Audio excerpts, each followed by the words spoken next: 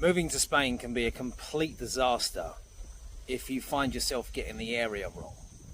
So a lot of people say to me, where's the best place to live? And I'll always go back and say, tell me where you've been on holiday. Because generally speaking, when people come on holiday to Spain, they tend to get a good feel for the place and they'll keep coming until they find the right place. So we always start off with, where have you been on holiday? Now a lot of people might say, yeah but John, I've been to the most expensive place, Marbella. I can hardly afford a property there. Maybe I should look a little bit further afield. And I would be intent to agree with that. I would say that it's really expensive to live there, right? Generally speaking, there's three costas that people are looking at that speak to me on a regular basis. Number one's going to be the Costa del Sol. So you've got your Marbellas, but you've got Estepona, Benalmádena, and many other places, lovely towns along the coast. Nerja, all sorts of towns that might be suitable with less of a price than Marbella. We can then go east up the coast and come to where I am, which is the Costa Blanca. Now, I know this place like the back of my hand, and if you're thinking about moving here, you should definitely get in contact, because if you tell me what you're looking for, I can suggest towns that would be perfect for you. And I can also tell you where to avoid. We could discuss affordability, pretty much everything that you need to know.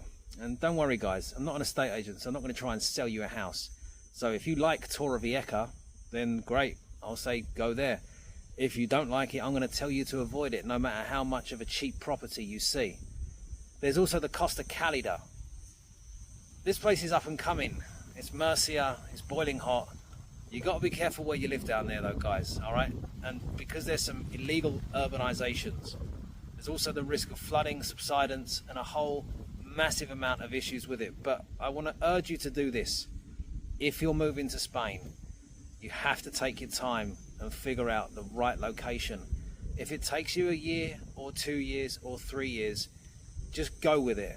Because if you rush into buying a home and you don't find the right place for you, no matter how perfect the property is, you're going to regret that decision. Also factor in that it's expensive business buying and selling properties in Spain. It's a low-flying aircraft, great timing.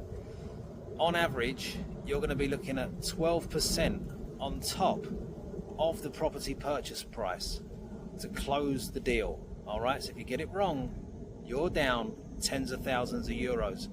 That's some golden nuggets for you lot.